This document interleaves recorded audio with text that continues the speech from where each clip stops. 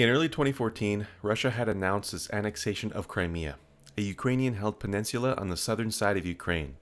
1 month later, after its annexation, Vladimir Putin mobilized Russian troops and military equipment near Donetsk, a city on the southeastern side of Ukraine, and cross-border shelling and skirmishes followed. Putin had cited the need to protect the rights of Russian citizens within Crimea after Crimeans voted to leave Ukraine and join the Russian Federation. This referendum to join Russia, as the White House addressed in a statement, violated, quote, the Ukrainian constitution and occurred under the duress of Russian military intervention. This was the start of the invasion of Ukraine. It was not as grand as the start of the large-scale offensive in 2022, but it was Vladimir Putin's way of slowly upping the ante to allow himself a view that he wasn't invading Ukraine, but rather protecting, quote, Russia's interest there from what he described as Western actions that had left Russia feeling cornered. Russian propaganda during this time, and as it always is, was immense. Here's a small clip of an interview with Timothy Snyder, a professor at Yale University. I just really wouldn't want to underestimate how important Russian propaganda was at that time, because it's hard to take a lesson from something when you haven't really understood that that something is happening. And in the American mind, if you go back and read the press from those weeks and months, this is very clear. It just wasn't clear that an invasion of Ukraine was happening. I mean, if there'd been a single column story in the New York Times one day, which had just said, Russia invades Ukraine, that would have been so much more useful than the endless discussions we had about a whole bunch of things which either were irrelevant or weren't happening. As you can tell, in America, we were not even sure what Putin was doing with Ukraine in 2014. Was it really an invasion? Putin's propaganda machine at this time was in high gear, and had tricked America into thinking and even believing that Putin did not have nefarious reasons as to why he had annexed Crimea and why he was mobilizing troops into the region.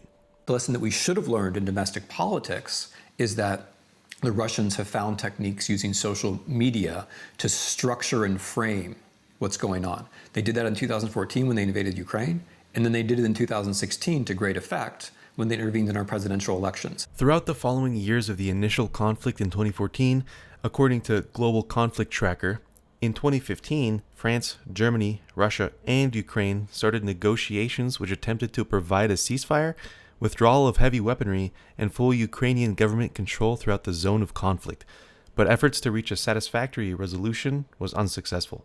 During this early period of conflict from 2014 to 2018, sanctions were imposed, NATO battalions were deployed throughout Estonia, Latvia, Lithuania, and Poland, and the United States had deployed 2 tank brigades to Poland, all to deter Russian aggression elsewhere in Europe.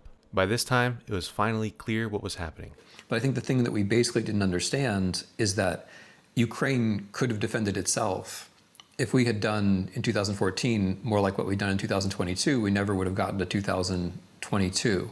Of course, in February of 2022, the Russians had escalated the conflict in Ukraine that it had started in 2014 with a full-scale invasion of the entirety of the eastern front of Ukraine.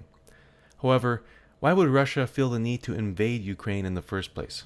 Well, Ukraine had started to become a better country than Russia. They could vote and could have an actual election where the votes counted, which the Russians have never had. Russia had to prove that Ukraine was not a real place, not a real country to the Russians, to keep the propaganda circulating the population of Russia in place.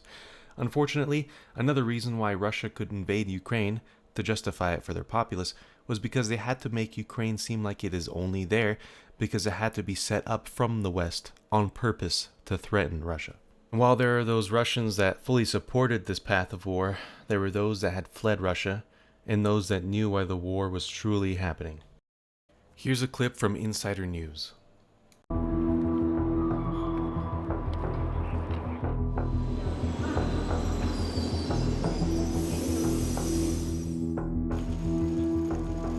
That seemed to be the only quick way to get out of St. Petersburg. People who understand what's really going on are really upset, and I've already heard about several of my friends and colleagues who either already left or they are desperately trying to leave. Majority right now in the way with Putin, but they don't understand what's going on, and we have in Russia extremely strong propaganda. Ukraine and Russia have been at war since, but Ukraine has fought back hard and well with the support of American and allied weapons. Ultimately, this entire war is fought because of Putin's ego. One of Russia's major motivating factors as to why they do what they do is because they always think about the West. We seem to underestimate and misunderstand Putin and Russia. we tend to think that they are not a threat. To quote Anne Applebaum, an American historian and journalist, Communist China, Nationalist Russia, Theocratic Iran, Bolivarian Socialist Venezuela, whatever North Korea is, these aren't countries that share an ideology, but they do share a common interest, undermining us, and by us, I mean America, Europe, the liberal world, the democratic world. We only react to Russia when we absolutely have to. I mean, we reacted very, very late and very, very weak to the Russian intervention in the American election in 2016. When Mitt Romney said, when he was campaigning against Barack Obama, that Russia was a serious threat, everyone laughed at him, except the Russians, who would kind of like to think that they were a serious threat. So the biggest difference is that Russians really like to think about America because American enmity, the idea that America is trying to hurt Russia, gives Russia a sense of meaning, whereas Americans absolutely do not need Russia for their sense of themselves.